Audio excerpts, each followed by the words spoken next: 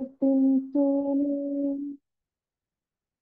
నా యేసయ్యా, నా రక్షక, నా నమ్మదగిన దేవా. కీర్తింతును, ప్రేమింతును నీ సన్నిధానం. కీర్తింతును యేసయ్యా,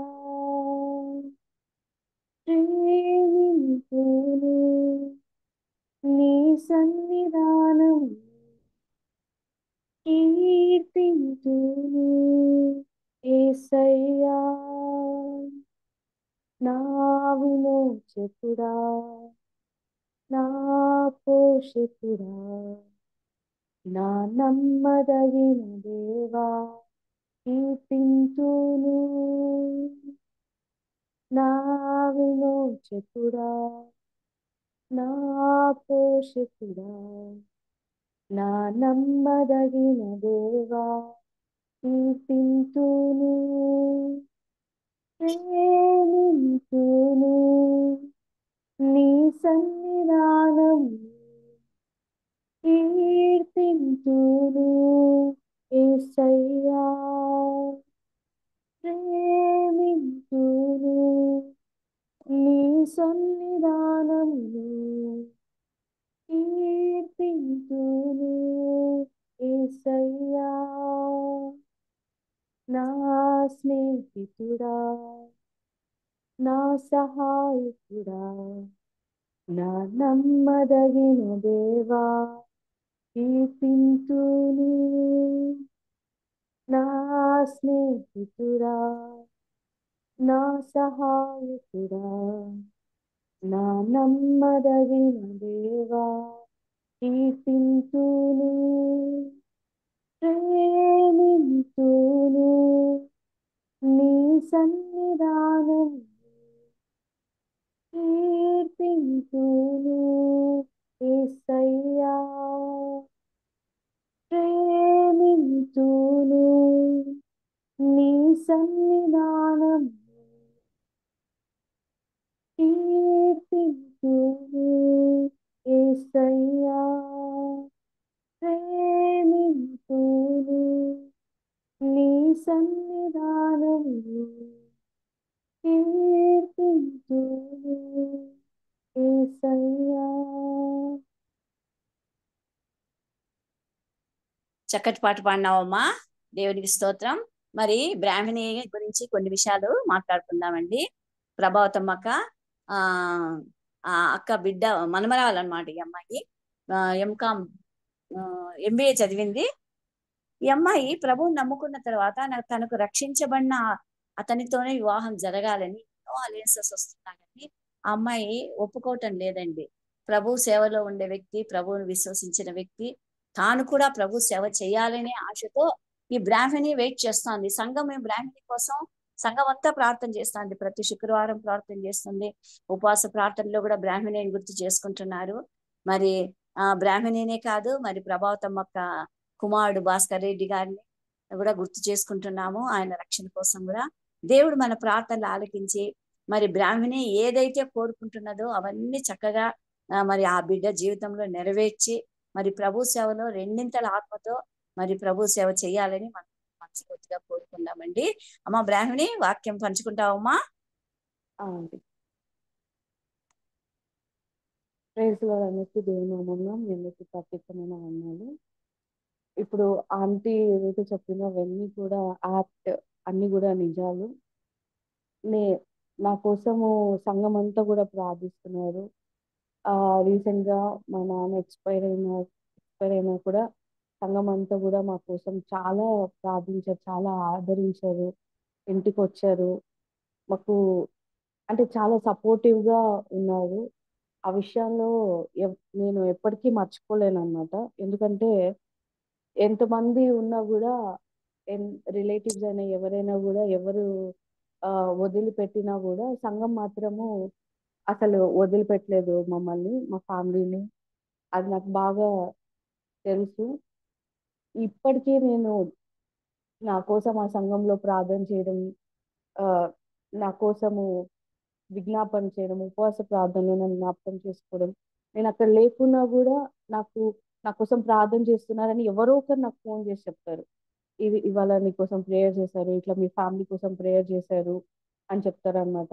నిజంగా అది నేను అసలు ఎట్లాగా థ్యాంక్స్ చెప్పుకోవాలో కూడా తెలియదు నాకు. మీ అందరికీ కూడా అంత వందనాలు. అండ్ ఈ గ్రూప్ లో అందరూ పెద్దవాళ్ళు ఉంటారు. ఇంతకు ముందు ఎన్నిసార్లు చెప్పినా కూడా వాక్యము ఒక నర్వస్నెస్ అనేది ఉంటుంది నాకు, ఎందుకంటే నాకు అందరు పెద్దవాళ్ళు. సో దేవుడు ఇక్కడ నన్ను వాడుకుంటున్నందుకు నేను ఆయన కృతజ్ఞతాస్తుతులు చెల్లిస్తూ, అలాగే నాకు ఈ ఆపర్చునిటీ ఇచ్చినందుకు కిజాంటికి అందరికీ నా కోసము ప్రేయర్ చేసిన అందరికి కూడా చాలా ధన్యవాదాలు చెప్పుకుంటున్నాను. సో మనం వాక్యంలోకి వెళ్ళిపోదాం. ఉమ్, చాలా చాలా విషయాల గురించి నేను మాట్లాడాలని ప్రేరేపించబడ్డాను అనమాట. మొదటిగా ఏంటంటే కనుక దేవుడు ఆయన పిల్లల్ని రీడైరెక్ట్ చేస్తున్నాడు అనే విషయం అయితే నాకు అర్థమైంది. అంటే ఆయన సంఘంని, ఆ ఆయన పిల్లల్ని దేవుడు ఆయన రీడైరెక్ట్ చేస్తున్నాడు. అదే ఆ విషయం అయితే నాకు క్లియర్ గా అర్థమైంది అనమాట. అంటే నాకు మనమందరం కూడా మనమందరం కూడా ఏర్పరచబడిన వారము, ఎన్నిక చేయబడిన వారము, వీఆర్ ప్రీ డెస్టిన్డ్ కదా. సో మనల్ని మనం అనుకుంటూ ఉంటాం కొన్నిసార్లు, మనల్ని దేవుడు వదిలేశాడేమో, విడిచిపెట్టాడేమో అని చాలాసార్లు అనుకుంటుంటాం. కానీ ఈ టైం ఏంటంటే కనుక మనల్ని గాడ్ రీడైరెక్ట్ చేస్తున్నాడు. అంటే మన వేస్, మన మార్గములు అన్నిటినీ ఆయన చిత్తం ఏదైతే ఉందో, ఆయన ఏదైతే అనుకుంటున్నాడో ఆయన ప్రజల పట్ల, ఆ వేలోకి మనల్ని నడిపిస్తున్నాడు అనమాట, రీడైరెక్ట్ చేస్తున్నాడు. రీడైరెక్ట్ చేసేటప్పుడు దేవుడు ఆయన పిల్లల్ని రీడైరెక్ట్ చేసేటప్పుడు కొన్ని కొన్ని ప్యాటర్న్స్ ని బ్రేక్ చేస్తాడు అనమాట. అవి కుటుంబంలో కానీ, సంఘంలో కానీ, ఆ యొక్క సిటీలో కానీ, ఆ దేశంలో కానీ కొన్ని ప్యాటర్న్స్ అనేవి బ్రేక్ చేయడం జరుగుతుంది. ఇప్పుడు చూడండి, అబ్రహాంని దేవుడు పిలుచుకున్నాడు. దేవుడు పిలుచుకొని వాగ్దానం ఇచ్చాడు. అంటే నాకు స్టార్ట్ చేశాడు అనమాట, తన పీపుల్ ని రీడైరెక్ట్ చేయడం స్టార్ట్ చేశాడు. అంటే నోవాహు నుంచి మనం చూస్తే గనక తర్వాత అబ్రహాంతో మాట్లాడి అక్కడి నుంచి ఎవరైతే ఎన్నిక చేయబడ్డారో అది ఆయనకి తెలుసు. ఎవరు ఆయన ఈ జీవ గ్రంథంలో ఎవరి పేర్లు ఉన్నాయో, ఎవరు ఎన్నిక చేయబడ్డారో, ఆ ఆయన గొర్రెలు ఎవరో ఆయనకు బాగా తెలుసు అన్నమాట. సో వారిని రీడైరెక్ట్ చేయడానికి, అంటే వారు ఎక్కడున్నా, ఎటువంటి ప్రదేశంలో ఉన్నా, దారి తప్పి ఉన్నా, ఎక్కడున్నా కూడా మళ్ళీ వాళ్ళని రీడైరెక్ట్ చేయడం అన్నమాట. సో అబ్రహాంని అదే విధంగా దేవుడు పిలిచాడు. కొన్ని జనరేషన్స్ తర్వాత ఆ అబ్రహాంని అలాగా పిలిచాడు. పిలిచిన తర్వాత ఏమొచ్చిందంటే ఫస్ట్ కరువు అనేది వచ్చింది. అవునా. సో దేవుడు నోవాహుకి వాగ్దానం చేసినప్పుడు దేవుడు నోవాహుతో వాగ్దానం చేసినప్పుడు seed time, harvest time, seasons ఇవన్నీ కూడా ఉంటాయి, ఇవన్నీ ఉండకుండా మానవు అని చెప్తాడు. అంటే ఈ విత్ నేచర్ లో కానీ అందరిలో కానీ ఒక సీజన్ అనేది, ఒక టైం అనేది, ఒక హార్వెస్ట్ టైం అనేది, ఒక సీడ్ టైం అనేది, విత్తడము, కోయడము, పంటలు, తర్వాత ప్రతి సీజన్ ఉంటుంది అని చెప్పాడు అనమాట. అంటే ప్యాటర్న్స్ అనేవి ఒక క్రమము. అవి ప్యాటర్న్స్ ని ఎవరు బ్రేక్ చేయలేరు, ఒక దేవుడు తప్ప. ఎందుకంటే అవి ఒక క్రమంలో వెళ్తూ ఉంటారు అన్నమాట మన జీవితంలో. అది దాని పని అది చేసుకుంటూ చేసుకుంటూ పోతూ ఉంటుంది. సో కానీ దేవుడు రీడైరెక్ట్ చేసేటప్పుడు ఫస్ట్ ప్యాటర్న్ ని బ్రేక్ చేస్తాడు అనమాట. ఎందుకంటే హెవెన్లీ ప్యాటర్న్స్ అనేవి కొన్ని ఉంటాయి, పరలోకపు యొక్క క్రమములు అనేవి వేరుంటాయి. అవి భూమి మీదకి తీసుకొచ్చేటప్పుడు ఈ భూమి మీద ఉన్నటువంటి కొన్ని ప్యాటర్న్స్ ని దేవుడు బ్రేక్ చేస్తాడు. ఇప్పుడు అక్కడ అబ్రహాంని పిలిచిన వెంటనే అక్కడ ఒక కరువు వచ్చిన వెంటనే, అంటే ఒకటి సంభవించిన వెంటనే దానికి మనం బలైపోవడం కానీ, ఆ కరువులో మనం మునిగిపోవడం, ఏదో ఒకటి మనకి ఒక లాస్ వచ్చినప్పుడు, మనకి ఒక వ్యాధి వచ్చినప్పుడు, ఇంకొకటి వచ్చినప్పుడు, వాటిని ఎందుకు గాడ్ అలో చేస్తాడంటే టు బ్రేక్ ద ప్యాటర్న్ అన్నమాట. ఆ క్రమములు ఈ నేచర్ లో ఉన్నాయి. ఆ క్రమములు నీ కుటుంబంలో నీ పితరుల నుంచి ఉంటాయి. సో వాటిని బ్రేక్ చేయడానికి వాటిని అలో చేస్తాడు. కానీ అది వచ్చినప్పుడు, అది ఏదైనా జరుగుతున్నప్పుడు, అది అట్లాంటివి జరుగుతున్నప్పుడు మనం అనుకుంటాం అయిపోయింది, ఇంకా మన పని అయిపోయింది అన్నట్లు, లేకుంటే ఏది జరగట్లేదని మనం అనుకుంటాం. కానీ దేవుడు ఆ ప్యాటర్న్స్ ని బ్రేక్ చేసి ఒక న్యూ జనరేషన్ ని, లేదంటే ఒక న్యూ వేని, ఆయన మార్గంని క్రియేట్ చేయడము మొదలు పెడతాడు అనమాట. క్రియేట్ చేయడం మొదలు పెడతాడు. అలాగా ఈరోజు నేను టూ ప్యాటర్న్స్ గురించి, నేను ఈరోజు మనం మాట్లాడుతున్నాం, టూ ప్యాటర్న్స్ గురించి మనం చెప్పుకుందాం. సో ఈ లాస్ట్ ఎండ్ డేస్ ఎలా ఉంటాయి అంటే కనుక, బైబిల్ ప్రకారము నోవా దినములు ఉన్నట్టుగా లాస్ట్ ఎండ్ డేస్ ఇలా ఉంటాయని చెప్పేసి మనకు బైబిల్లో చెప్పారు. అవును, యేసుక్రీస్తు ప్రభుల వారు క్లియర్ గా చెప్పారు.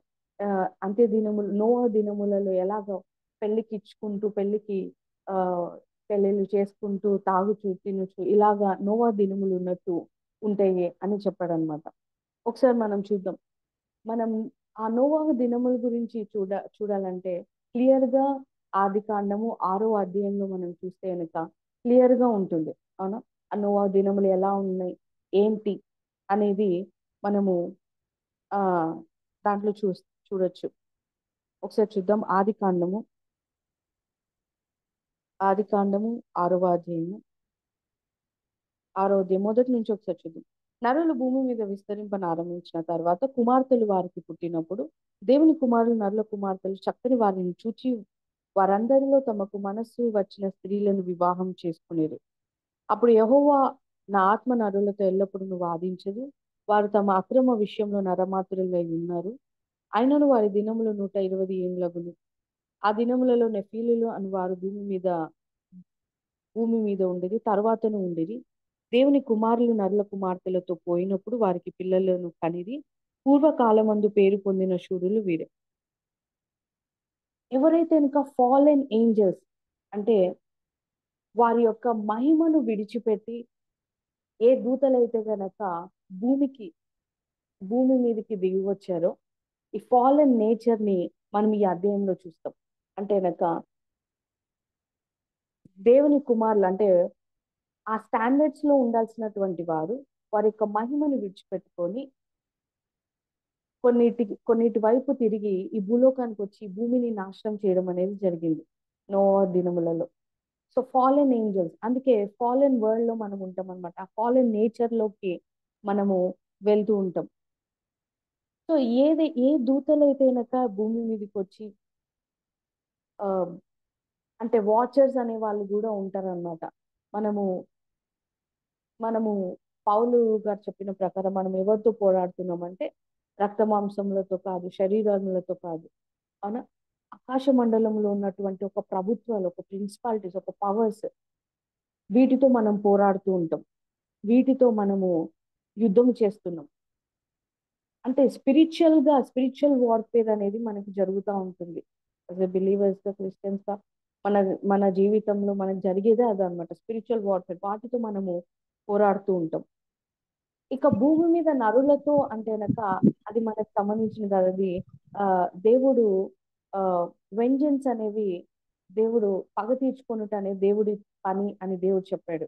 కాబట్టి దాన్ని బట్టి మనం నరులతో ఇక్కడ మనం పోరాడం. అవునా, ఇప్పుడు ఏ ఏంజల్స్ అయితే గనక ఈ భూమి మీదకి వచ్చి ఒక నాశనమును తీసుకొచ్చి, ఒక కరప్షన్ ని తీసుకొచ్చి, ఒక వైలెన్స్ ని, బలాత్కారమును, ఒక విధమైనటువంటి ఈ నేచర్ అంతటిని కరప్ట్ చేసిందో మనం చూస్తే గనక ఇప్పుడున్న టైంలో కూడా, సిచ్యువేషన్స్ లో కూడా అవే జరుగుతున్నాయి. ఎక్కడ చూసినా కూడా దేవుని బిడ్డల్ని హింసించడం కానీ, ఒక వాయిలెన్స్ ని క్రియేట్ చేయడము చాలా ఘోరముగా అన్ని ప్రదేశాల్లో, అన్ని చోట్ల ఎక్కడ చూసినా కూడా ఇవన్నీ కూడా మనం చూస్తూ ఉంటాం. అంటే గనక అంటే ఏంటి, ఆ ప్యాటర్న్ మరలా రిపీట్ అవుతా ఉందన్నమాట. బైబిల్లో ఒకటి ఏదైనా మొదలైంది, ఏదైనా జరిగింది అంటే గనక అది మళ్ళీ రిపీట్ అవ్వదంటారు. హిస్టరీ అనేది ఖచ్చితంగా రిపీట్ అవుతా ఉంటుంది. సో ఆ ప్యాటర్న్ మళ్ళీ ఇప్పుడు రిపీట్ అవడం, అందుకే చెప్పాడు దేవుడు ఏంటి, నోవా దినములలో జరిగినట్టు మరలా జరుగుతుంది. ఆ దినములు అలాగే ఉంటాయి, అంటే ఆ ప్యాటర్న్స్ అనేవి అలాగే ఉంటాయి. అవి మళ్ళా కూడా ఓపెన్ చేయబడతాయి.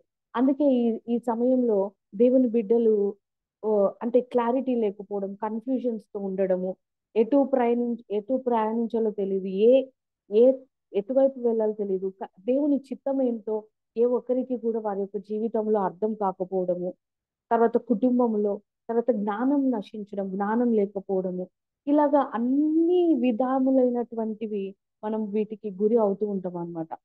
సో, క్లియర్‌గా ఒక ప్యాటర్న్ అనేది ఎండ్ టైమ్స్‌లో అంటే దేవుని రాకడ సమయంలో ఏదైతే మొదటిలో జరిగిందో అది మళ్ళీ రిపీట్ అవుతా ఉంటుంది. అవునా? కానీ దేవుడేంటంటే గనక ఆయన ప్యాటర్న్స్‌ని చేంజ్ చేస్తాడనమాట మన జీవితంలో. ఎట్లాగైతే గనక ఏ దూతలైతే ఈ భూమి మీదకొచ్చి ఈ భూమిని కరప్ట్ చేసి ఒక నేచర్‌ని ఒక ఒక ఊహనంతటి కూడా ఈవెన్ ఇమాజినేషన్‌ని కూడా కరప్ట్ చేసే విధముగా ఈ భూమి మీదకి తీసుకొచ్చారో, మరలా ఆ ప్యాటర్న్‌ని దేవుని యొక్క బిడ్డల ద్వారా బిడ్డల్ని రీడైరెక్ట్ చేసేటప్పుడు దేవుడు దాన్ని మారుస్తాడనమాట. అంటే ఇప్పుడు అబ్రహాముని దేవుడు పిలిచిన తర్వాత ఆ వాగ్దానాన్ని అబ్రహాం నుంచి ఇస్సాకు నుంచి యాకోబుకిచ్చి, యాకోబు నుంచి ఇశ్రాయేలుగా అంటే తన జనముని ఎవరినైతే ఎన్నుకున్నాడో వారిని ఈ భూమి మీదకి రిలీజ్ చేసేటప్పుడు, ఒక నేషన్ ని రిలీజ్ చేసేటప్పుడు దేవుడు ఏం చేస్తున్నాడో ఒకసారి చూద్దాం. ఆదికాండము 28వ అధ్యాయము 11వ వచనం చూద్దాం. ఆదికాండము 28వ అధ్యాయం 11వ వచనం. ఒక ఇక్కడ యాకోబు తన ఇంటి నుంచి బయలుదేరి బయటకు వచ్చినటువంటి టైం అన్నమాట ఇది. ఒక చోట చేరి ప్రొద్దు గుంకినందున అక్కడ రాత్రి నిలిచిపోయి ఆ చోటి రాళ్లలో ఒకటి తీసుకొని తనకు తలగడగా చేసుకొని అక్కడ పండుకొనెను. అప్పుడు అతడు ఒక కల కనెను. అందులో ఒక నిచ్చెన భూమి మీద నిలపబడి ఉండెను. దాని కొన ఆకాశమునంటెను. దాని మీద దేవుని దూతలు ఎక్కుచూ దిగుచూ నుండిరి. మరి యెహోవా దానికి పైగా నిలిచి నేను నీ తండ్రి అయిన అబ్రహాము దేవుడను, ఇస్సాకు దేవుడను, యాకోబు దేవుడను, నీవు పండుకొని ఉన్న ఈ భూమిని నీకును నీ సంతానమునకు ఇచ్చెదను. సంతానము భూమి మీద లెక్కకు ఇసుక రేణువుల వలె అగును. నీవు పడమటి తట్టును, తూర్పు తట్టును, ఉత్తరపు తట్టును, దక్షిణపు తట్టును వ్యాపించెదవు. భూమి యొక్క వంశములన్నీ నీ మూలముగా నీ సంతాన మూలముగా ఆశీర్వదింపబడు. ఇదిగో నేను నీకు తోడయుండి నీవు వెళ్ళు ప్రతి స్థలమందు నిన్ను కాపాడుచు ఈ దేశమునకు నిన్ను మరలా రప్పించెదను. నేను నీతో చెప్పినది నెరవేర్చు వరకు నిన్ను విడువనని చెప్పగా, ఇక్కడ మనం చూస్తే గనక భూమి నుండి ఆకాశంకి ఒక నిచ్చెన వేయబడింది. నిచ్చెన ఎలా ఉంటుంది చూస్తే గనక అదొక ప్యాటర్న్ లాగా ఉంటుంది. ఆ లాడర్స్ ని మనం చూస్తే గనక ఒక క్రమంలో ఉంటుందన్నమాట. అది నిచ్చెన ఆ లాడర్ ని మనం ఒక ప్యాటర్న్ గా అనుకోవచ్చు. సో అక్కడ దేవదూతలు ఏం చేస్తున్నారంటే పైకి ఎక్కుచు భూమికి దిగుచు ఉన్నారనమాట. అంటే ఎక్కుతూ ఎందుకు ఏంజల్స్ ని చూపిస్తున్నాడు దేవుడు యాకోబుని ఇశ్రాయేల్ గా మార్చేటప్పుడు, అంటే తన బిడ్డల్ని ఈ భూమి మీదకి ఇంకా తన బిడ్డల్ని రీడైరెక్ట్ చేసి వాళ్ళని యూజ్ చేయడం ఈ భూమి మీద వాళ్ళని దేవుని యొక్క రాజ్యం కొరకు వాడబడేటప్పుడు ఏం చేస్తున్నాడంటే ప్యాటర్న్స్ ని బ్రేక్ చేసి రీడైరెక్ట్ చేసి హెవెన్లీ ప్యాటర్న్స్ ని ఓపెన్ చేస్తున్నాడు. పరలోకపు యొక్క అందుకే అక్కడ యాకోబు నిద్ర లేచేయమంటాడు, ఇది పరలోకపు యొక్క గవి, ఇది ఒక గేట్, ఇది పరలోకపు యొక్క గవి అని చెప్తాడనమాట. అంటే అపవాది విధముగా ఏ విధముగా వచ్చి నాశనం చేయాలనుకుంటుందో దేవుడు దాన్ని రీడైరెక్ట్ చేసి దాన్ని ఏ విధముగా ఎంత గొప్పగా దాన్ని చేస్తున్నాడు అనే విషయాన్ని మనం తెలుసుకోవాలన్నమాట. ఎట్లాగా ఏ దూతలు వచ్చి ఈ భూమిని నాశనం చేసాయో దేవుడు అదే మరలా పరలోకపు దూతలు ఎవరైతే కనుక దేవుని యొక్క ఆ- ఆధ్వర్యంలో ఉన్నారో వాడిని ఈ భూమి మీదకి పంపిస్తున్నాడు అనమాట. దాని తర్వాత నుంచి ఏంజల్స్ భూమి మీదకి రావడం, ఇజ్రాయేల్కి ఏంజల్స్ తోడుగా ఉండడము, ఆ క్లౌడ్ ఉండడము, ఆ మేఘము వారికి తోడుగా ఉండడము, ఏంజల్స్ వారికి తోడుగా ఉండడం, ఒక పోర్టల్ అనేది ఓపెన్ చేయబడింది. అంటే ఈ టైంలో ఏదైతే ఒక భయంకరమైన అంటే రాకడొస్తుంది, ఇలా జరుగుతుంది, అలా జరుగుతుంది, దేవుడు ఇలాగ మనం ఉండాలి.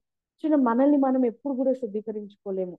మనల్ని గాడ్ ట్రాన్స్ఫార్మ్ చేయాల్సిందే. గాడ్ మనల్ని శుద్ధీకరించాల్సిందే అన్నమాట. మనల్ని మనం శుద్ధీకరించుకునేటట్టు ఉంటే గనక మనకి దేవుడు కూడా అవసరం లేదు యాక్చువల్‌గా. మనం ఆ పని చేయలేము కాబట్టి, మనల్ని మనం తయారు చేసుకోలేము కాబట్టి, ఆయన మనల్ని శుద్ధీకరిస్తాడు. ఆయన మన కోసం సమస్తం కూడా చేస్తాడు. ఇప్పుడు ఏదైతే గనక ఈ దినములు ఇలా ఉంటాయి అని దేవుడు చెప్పాడో, ఆ దినములను ఆయన మారుస్తాడనే విషయం కూడా మనకు తెలిసి ఉండాలి.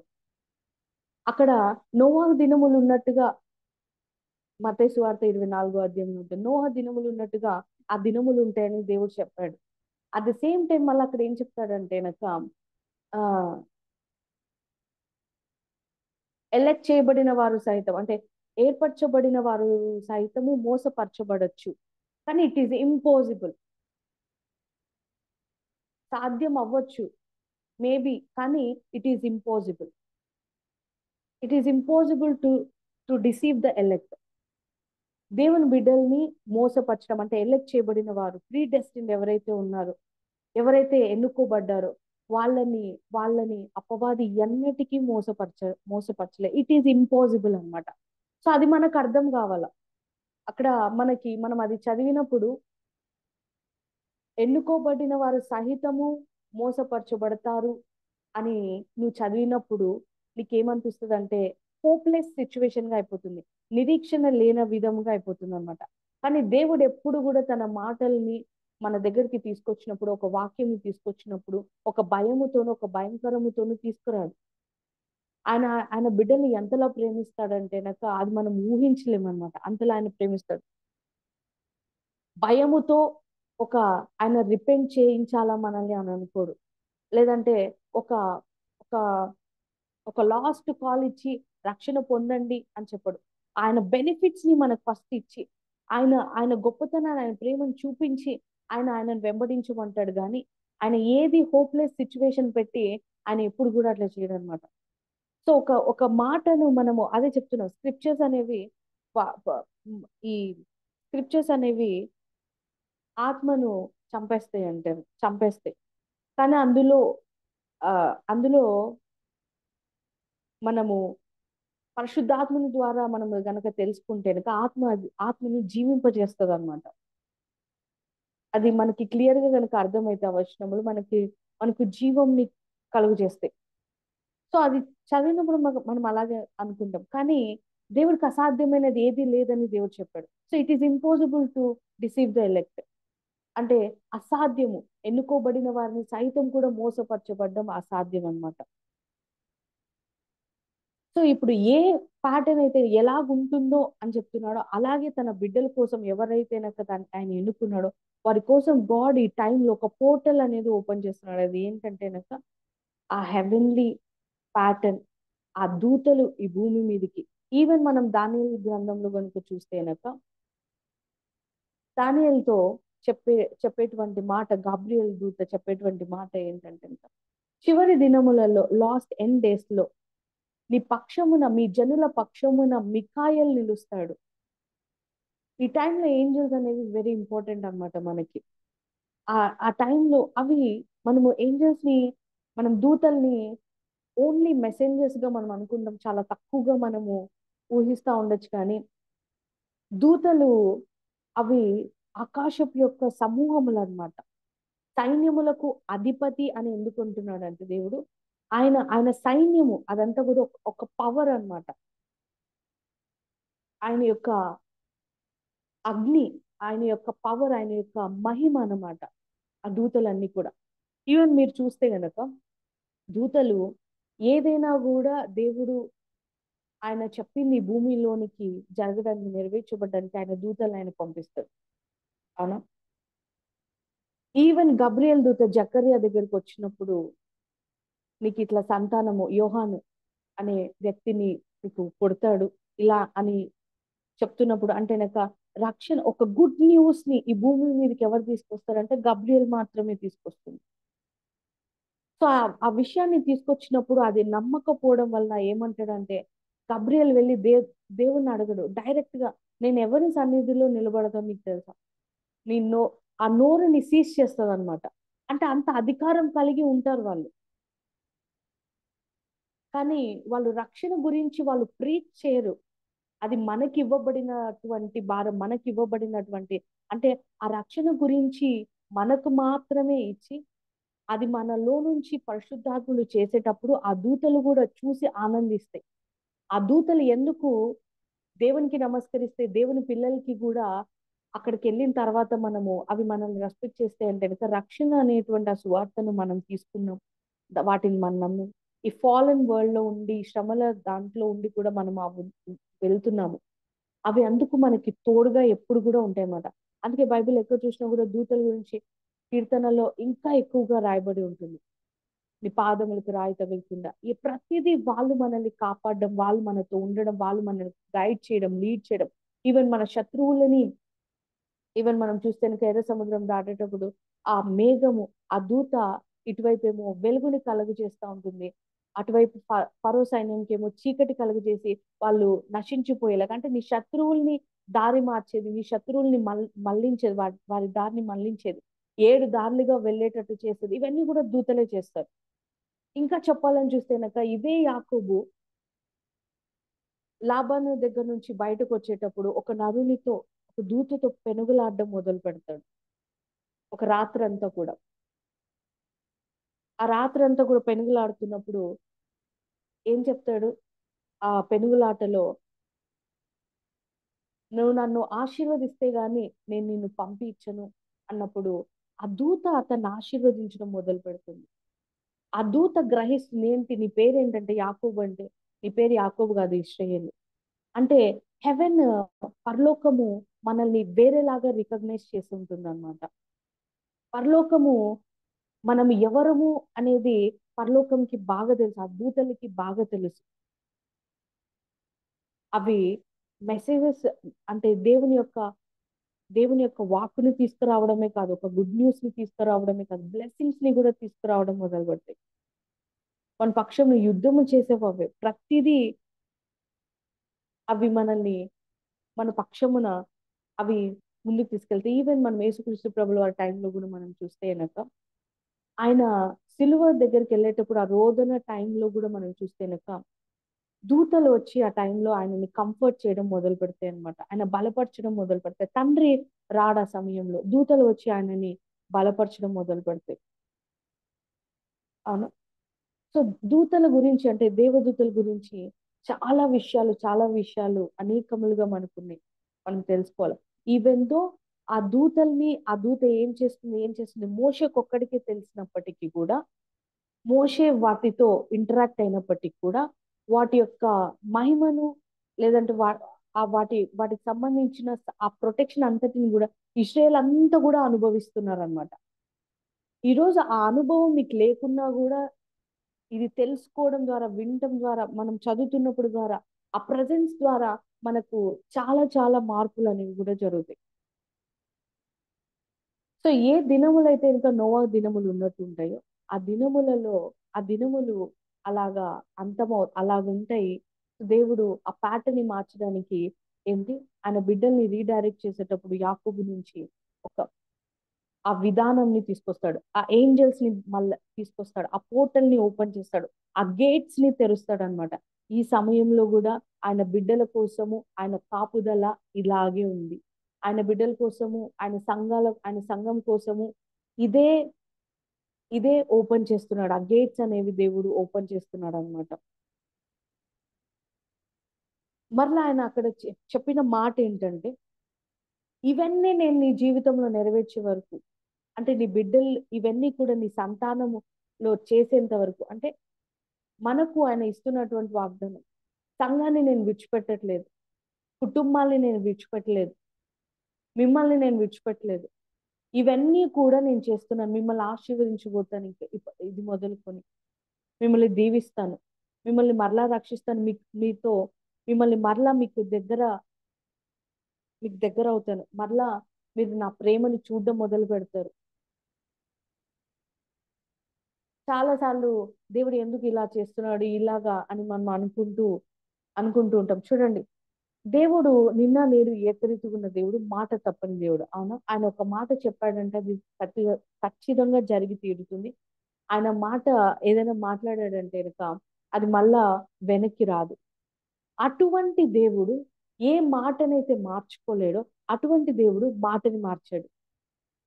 ఏ నినివే పట్టణాన్ని ఆయన నాశనం చేస్తానని చెప్పాడో ఆ నినివే పట్టణాన్ని ఆయన నాశనం చేయలేదు. అంటే అర్థం ఏంటి? ఆయన ప్రజల మీద ఆయనకున్నటువంటి ప్రేమ అంత గొప్పదనమాట. ఆయన మాట సహితము ఆయన వెనక్కి తీసుకొని దాన్ని మార్చేటువంటి మాట కూడా, ఆయన మారని దేవుడు. కానీ నీ కోసము, మన కోసము ఆయన మారుతాడు. ఏ ప్రజలనైతే ఇస్రాయేల్ ప్రజలు వీళ్ళు నా మాట వినట్లేదు, వీళ్ళని నాశనం చేస్తా అన్న తర్వాత ఈ రిపెంటెడ్ అని ఉంటుంది. అంటే ఆయన పశ్చాత్తపడి ఆయన మనసు మార్చుకున్నాడు ఆ టైంలో ఆ పని చేయకుండా. సో అందుకే ఆయన కోపము క్షణమాత్రము, ఆయన ప్రేమ ఏంటంట తరములకు, యుగములకు. ఒక్కరు ఆయనను వెంబడిస్తే, ఒక్కరు ఆయనను ప్రేమిస్తే ఒక 1000 తరాల వరకు ఆ కుటుంబాలను, ఆ వంశాలను, ఆ సంఘాలని దేవుడు దీవిస్తాడంట. మరి మనలో అనేకులు ఆయనను ప్రేమిస్తున్నాం, ఆయనను వెంబడిస్తున్నాం. కొన్ని తరాల వరకు ఏంటి ఆయన ప్రేమ, ఆయన యొక్క గొప్పతనం మన మీద ఎప్పటికీ నిలకడగా ఉంటుంది. ఈ ప్యాటర్న్ ఇది ఖచ్చితంగా ముఖ్యంగా దేవుని యొక్క బిడ్డలలో ప్రతి ఒక్కరిలోను, యవనస్తుల్లో ఈ టైంలో ఏం జరుగుతుందంటే ఆయన పీపుల్ ని రీడైరెక్ట్ చేస్తున్నాడు. కాబట్టి మీరు ఏది ఆలోచించకుండా మీ దగ్గరికి ఏదైతే వస్తుందో దాన్ని యాక్సెప్ట్ చేయడం మీరు మొదలు పెట్టాలి. దీన్ని ఎలాగా మనం అంగీకరించడం, ఎలాగ తెలుసుకుంటాం, ఎలాగంటే మనము యాక్సెప్ట్ చేయడం మొదలు పెట్టాలి. వాదించకుండా ఇదేంటి ఇలా జరుగుతుందో అదే వాదించకుండా దేవునితో, లేదంటే ఇంకొకటి కంప్లైంట్ చేయకుండా యాక్సెప్ట్ చేయడము నువ్వు మొదలు పెట్టాలన్నమాట. నువ్వు యాక్సెప్ట్ చేస్తున్నప్పుడు అవన్నీ కూడా నీ జీవితంలో, మన కుటుంబాల్లో అన్ని రీడైరెక్ట్ చేయబోతున్నాడు దేవుడు. ఆ ప్యాటర్న్స్ అంటే ఏవైతే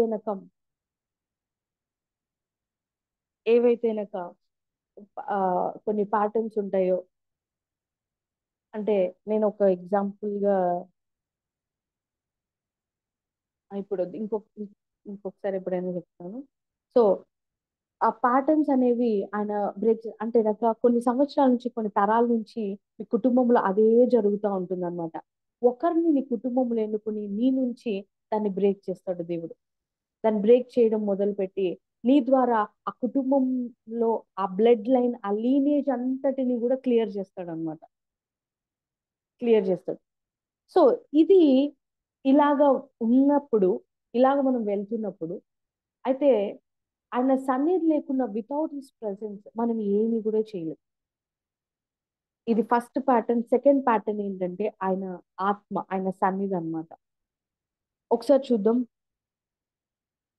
నిర్గమకాండము 33వ అధ్యాయము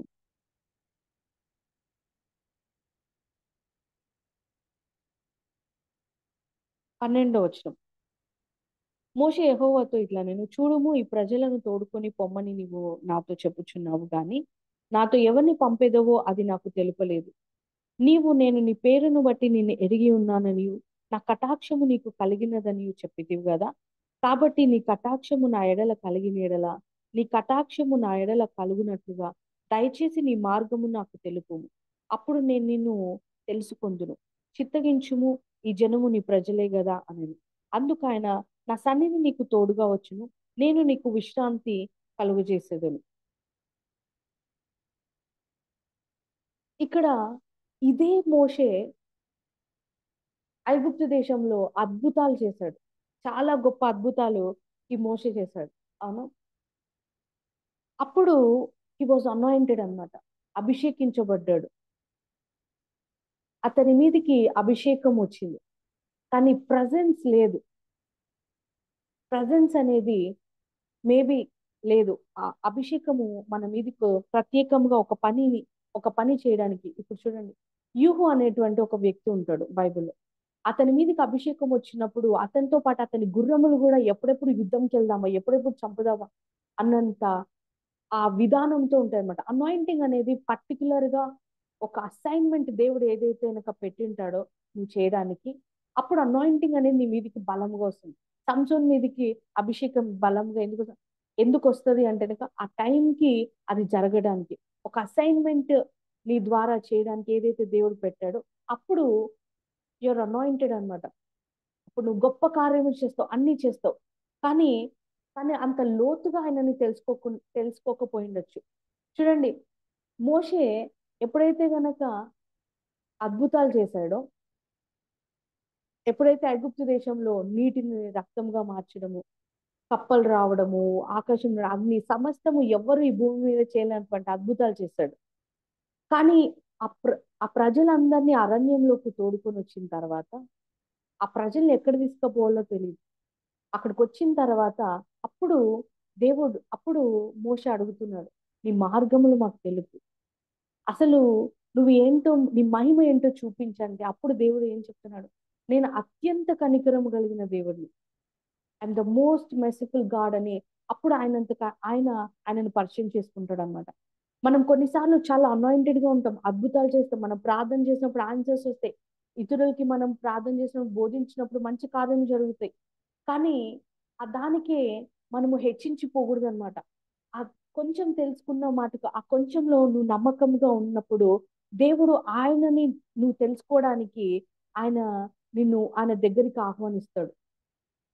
మనం ఆ కొంచెం తెలుసుకున్న తర్వాత ఆ కొంచెంలో మనకు అద్భుతాలు జరిగినాయి, గొప్పగా జరిగినాయి అని చెప్పేసి మనము దేవుని కంటే ముందుగా వెళ్ళిపోతాం కొన్నిసార్లు. ఆయన ప్రెజెన్స్ లేకోకుండా కూడా మనము వెళ్ళిపోతాం అన్నమాట. సో అనాయింట్ చేయబడి కొన్ని కార్యములు చేయబడి కొన్ని అద్భుతములు చేయబడడం వేరు, ఆయన ప్రెసెన్స్ లో ఆయనని పూర్తిగా తెలుసుకోవడము వేరు. ఆయన ప్రెసెన్స్ లో ఆయనని పూర్తిగా తెలుసుకోవడం వేరు. సో మీరు మనము ఈ జర్నీ చేయాలంటే ఖచ్చితంగా మనకు ఆయన ప్రెసెన్స్ ఉండాలి. ఆ సన్నిధి, ఆ ఆత్మ మన మీద రెస్ట్ అయి ఉండాలి, నిలకడగా ఉండాలన్నమాట. యావేల్ గ్రంథం ఒకసారి చూద్దాం. యావేల్ గ్రంథము, జోయల్ చాప్టర్ 1, యావేల్ గ్రంథము 1వ అధ్యాయము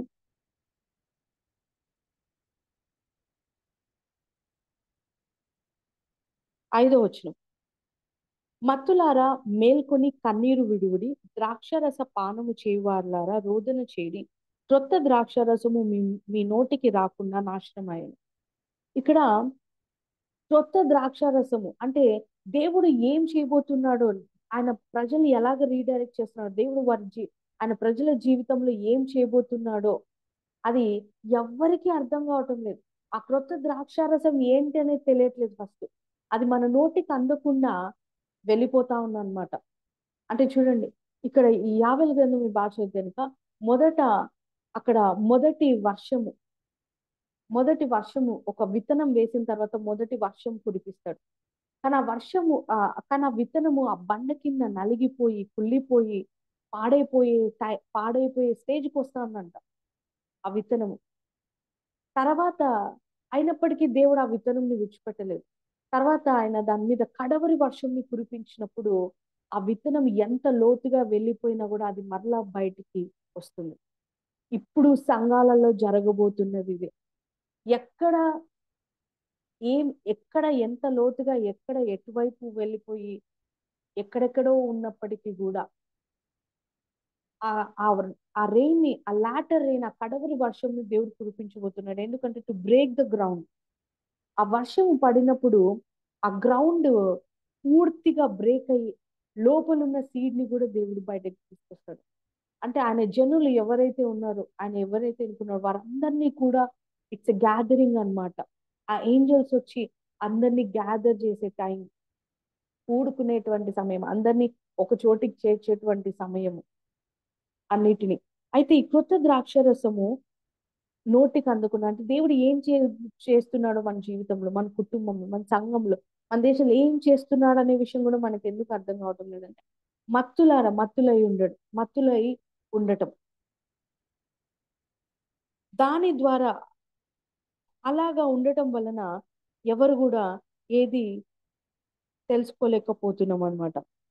అందుకోసమే ఏం జరుగుతుందంటే కనుక ఈవెన్ రెస్టరేషన్ జరుగుతున్న అంటే గొంగళి పురుగులు తిని పసర పురుగులు, చీడ పురుగులు, మిడతలు అవన్నీ తినివేసిన పంటను దేవుడు మరలా తిరిగి మనకి ఇస్తున్నాడు.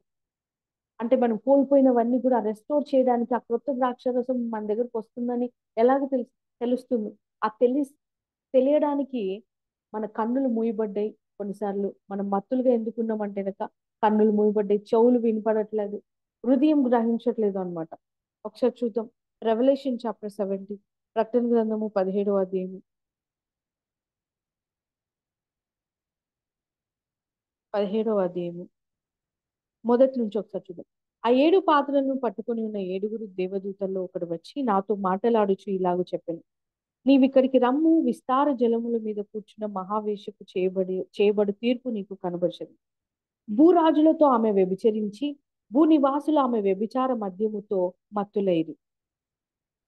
సో ఆ మత్తు అంటే ఈ భూమి మీద ఏముందంట? ఒక స్త్రీ ఒక మత్తుని కలుగజేస్తుంది. అది ఏం చేస్తుందంటే భూరాజులందరితో అంటే ఒక రాజు, ఒక దేశం మీద ఒక రాజు ఎందుకు దేవుడు ఇశ్రాయేల్ ప్రజల మీద దావీదును రాజుగాని ఎందుకు నియమిస్తున్నాడు? ఎందుకు పెడుతున్నారు? ఎందుకు ఒకరు అంటే ఆ రాజు ఎలాగ డైరెక్ట్ చేయబోతాడు? ఆ రాజు ఎలాగుంటాడు? తన ప్రజలు కూడా అలాగ నడుస్తారు. ఆయన గొర్రెలు ఏమి వింటాయంటే ఆయన స్వరంను వింటాయి. సో రాజుల్ని ఈ విధంగా చేసినప్పుడు ప్రజలు కూడా ఆ విధంగా అయిపోతారు అనమాట. యెరోబాము రాజుగా అయిన తర్వాత యెరోబాము ఎట్లా నడిపిస్తే ఆ ప్రజలందరూ కూడా ఆ విధంగా నడిచారు. సొలొమోను రాజుగా ఉన్నప్పుడు ఆ ప్రజలందరూ కూడా ఒక విధంగా నడిచారు. రెహబాం రాజుగా ఉన్నప్పుడు ఆ ప్రజలంతా ఒక విధంగా, ఇలాగ రాజును బట్టి ఆ ప్రజలు కూడా ఉంటారు అనమాట. సో ఈమె భూరాజులతో వ్యభిచరించి ఒక మత్తుని కలుగు చేసి ఫస్ట్ మత్తుని కలుగు చేస్తుంది. సో మత్తులుగా అవ్వడం ద్వారా ఏంటంటేనక ఆ యొక్క ఏంటి ఆ యొక్క క్రొత్త ద్రాక్షరసము అంటే దేవుడు ఏం చేస్తున్నాడు, ఏం చేయబోతున్నాడు, ఏ బ్లెస్సింగ్ ఇస్తున్నాడు, ఏంటి మన ప్రామిస్ ఏంటి, మన వాగ్దానం, మన డెస్టినీ ఏంటి, ఏమి కూడా తెలియకోకుండా ఉంటుంది. తెలియబడటం లేదనమాట ఏది కూడా. దానికి కారణం ఏంటంటే ఈ స్త్రీ ఈ నేచర్ లో ఈ ఈ ఆకాశ సమూహములలో ఈ మత్తుని కలుగజేస్తూ దేవుని బిడ్డల మీద కూడా ఇది రావడం ద్వారా ఎవరికి ఏ విషయాలు ఏవి కూడా అర్థం కాకపోవడం, తెలుసుకోలేకపోవడం, ఇలా ఉండడం అన్నమాట. అయితే ఒకసారి చూద్దాం. ఎఫెసీయులకు రాసిన పత్రిక 5వ అధ్యాయం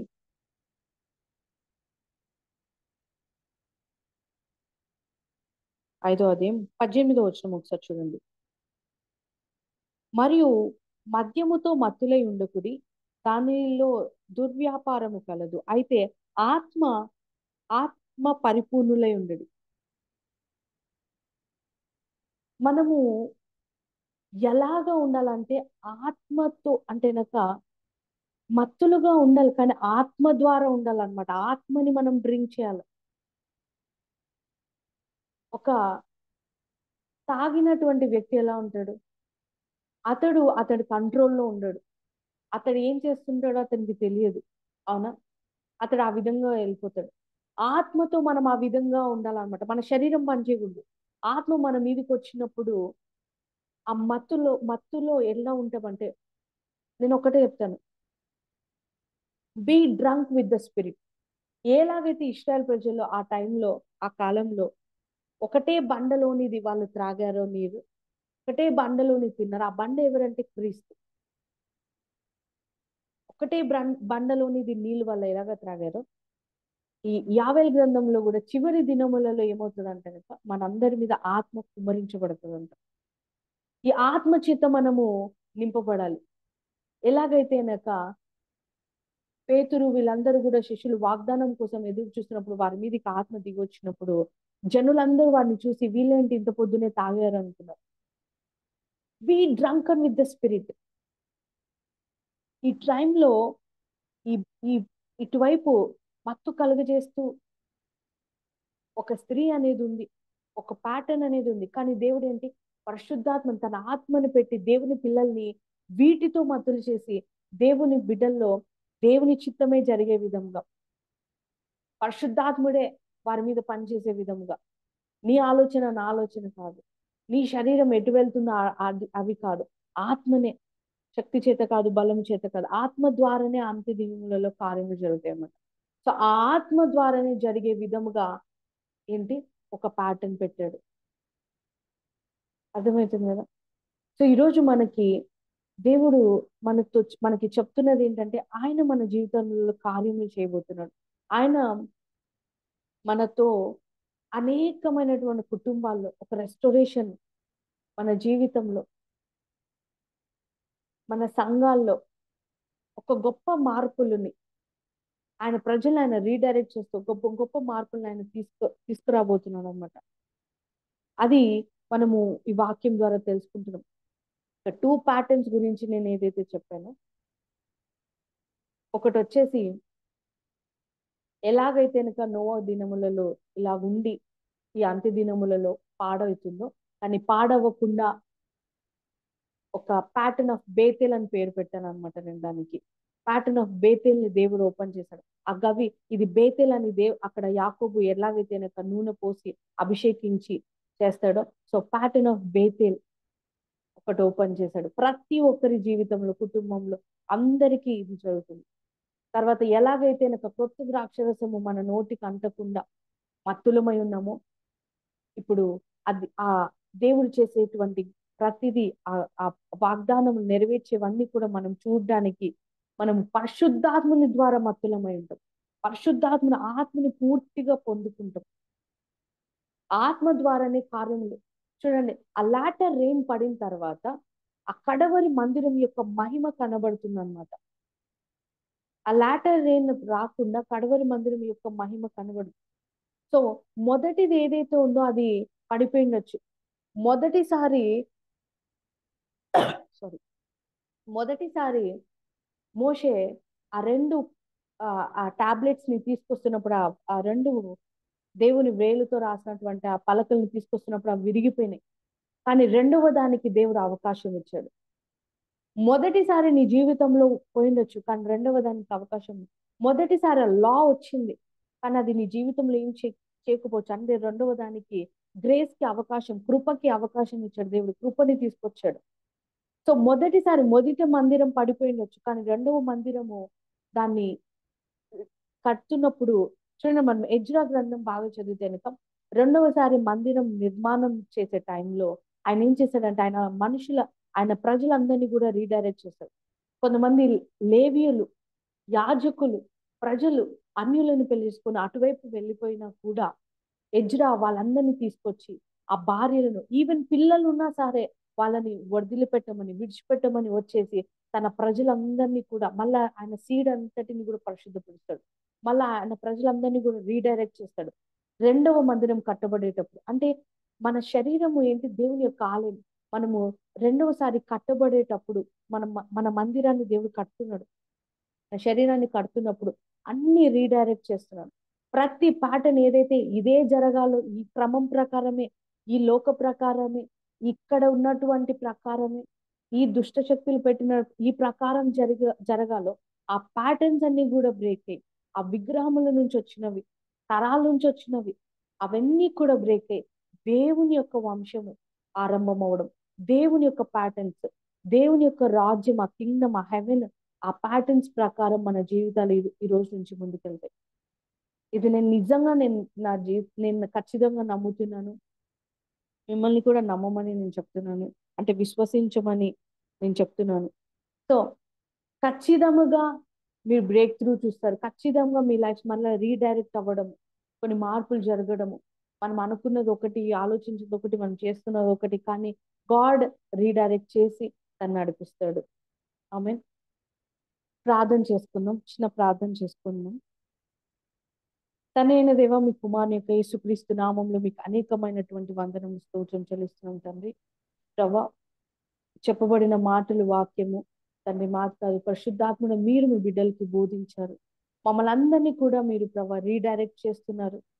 మా కుటుంబాల్లో, మా సంఘాల్లో, ముఖ్యంగా మా దేశంలో ఉన్నటువంటి ప్రతి ప్యాటర్న్ వ్యతిరేకమైనవన్నిటిని బ్రేక్ చేసి మీరు మమ్మల్ని రీడైరెక్ట్ చేసి మీ యొక్క క్రమం ప్రకారం, మీ క్రమముల ప్రకారం తండ్రి ప్రభా మమ్మల్ని నడిపిస్తున్నందుకు వందనము.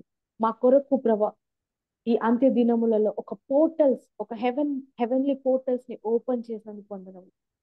ప్యాటర్న్ ఆఫ్ బేతెల్ ని మీరు ఓపెన్ చేసినందుకు వందనము. ఒక పరలోకపు యొక్క గవిని మా కొరకు తెరిచినందుకు మీ కృతజ్ఞతాస్తుతులు. మీ దూతల్ని మా కొరకు పంపించి, మీ దూతల్ని ప్రభా ఇది మొదలుకొని మాకు సహాయముగా మమ్మల్ని రీడైరెక్ట్ చేయడానికి, మమ్మల్ని నడిపించడానికి మీ దూతల్ని ఇది మొదలుకొని మాకు రిలీజ్ చేసినందుకు ప్రతి సంఘంలోను, ముఖ్యంగా తండ్రి ఈ గ్రూప్ లో ఎవరైతే ఉన్నారో, ముఖ్యంగా ఈ గ్రూప్ ఎలాగ నడిపించబడుతుందో ప్రభా మీ దూతల్ని విడుదల చేయమని ప్రార్థన చేస్తున్నాం తండ్రి ప్రభా. ఏదైతే మీరు మా జీవితంలో చేస్తున్నారో ఆ క్రొత్తది మేము ఆ క్రొత్తది అందుకోలేకుండా, ఆ క్రొత్తది మా జీవితంలో రాకుండా అపవాది ప్రభా మా బ్లెస్సింగ్ ని ప్రభా అపవాది బ్లెస్సింగ్ ని ఏమి తీసివేయలేడు. కానీ మమ్మల్ని మోసపరచొచ్చు, మమ్మల్ని వేరే దారిలో నడిపించవచ్చు, మమ్మల్ని ఆ బ్లెస్సింగ్ అందుకోకుండా చేయొచ్చు. కానీ ఈరోజు ఆ ప్రజల్లో ఉన్నటువంటి ఆ మత్తుని తీసివేసి వాళ్ళకు గ్రహించుటకు ఆ హృదయమును తెరవండి.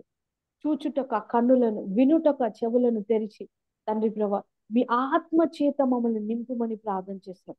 అంత దినంలో మీ ఆత్మను మా మీద కుమ్మరించి రెస్టరేషన్ కలుగును గాకని ప్రార్థిస్తున్నానయ్యా. ప్రతి కుటుంబంలోనూ రెస్టరేషన్ కలుగును గాక. కోల్పోయిన ప్రతి ఒక్కటి, కోల్పోయిన సంవత్సరములతో సహా తండ్రి ప్రభా ప్రతి ఇయర్స్ ని తండ్రి ప్రభా వీరికి కలుగునట్లుగా రీడైరెక్ట్ చేయండి నీ యొక్క పిల్లల్ని ప్రభా.